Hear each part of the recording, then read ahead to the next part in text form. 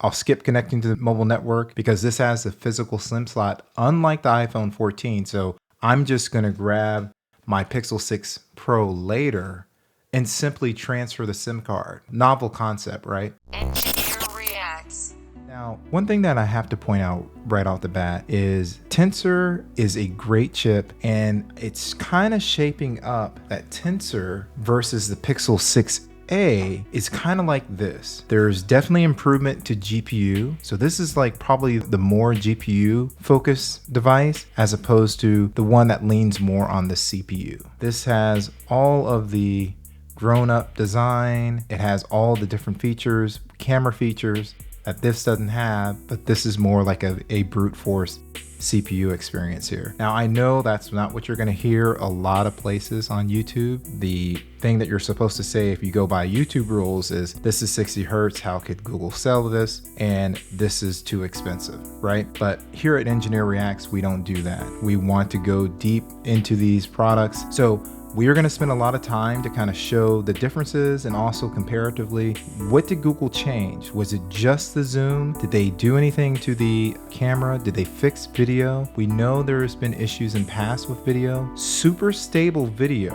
right? But how is the grain? Is the video something that we can take as far as going into direct sunlight and stuff like that? So out of the box, there's updates that are available. I just go right into the camera app. So I'm going to turn off save location. I take a lot of photos and distribute them all over the place, so definitely don't want to. So you see there's a Google Play update for the actual camera. So it's going to prepare update. So now it's downloading the update. Now this update, just so you know, it's there to add all the enhancements. A lot of times I think people kind of get confused when manufacturers have that 18-month cycle to build a phone. It's not overnight that they just say, hey, I'm going to package all this stuff up and then ship it to a customer with the latest firmware. So they're typically going to do that over a period of a couple of months. So this, I believe, is running the July security patch. So there's an update for the camera when they're shipped, and then also a system update that will always launch on Pixel Day. So now I restart the camera app, so I should start to see some of those different things that we can do.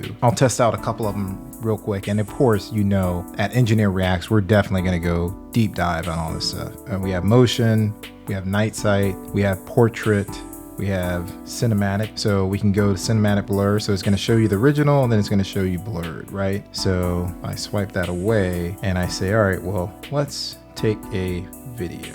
So if I tap the focus, which you should do. So I'm going to do this little off screen. You'll see me kind of working in the background, but I'll take a quick video and then I'll play it back. Move it around some. See how much I can move the focus around.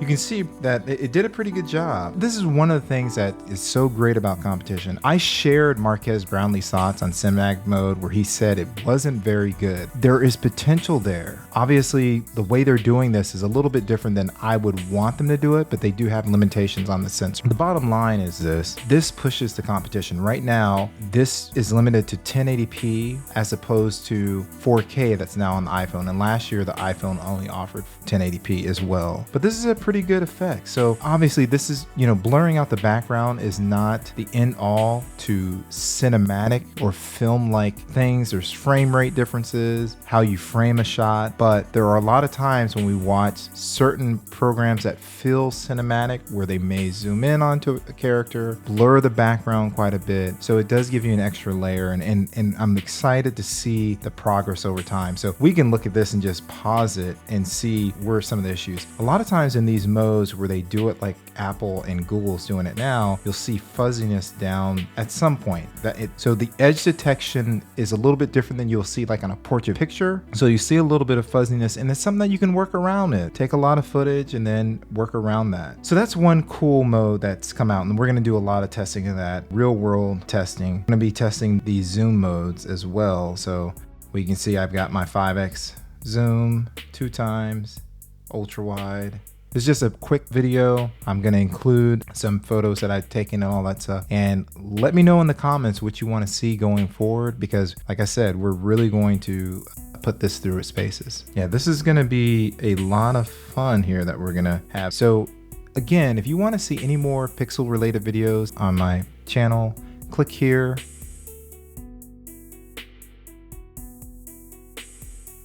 All right, so let's unmask the Pixel 7 Pro.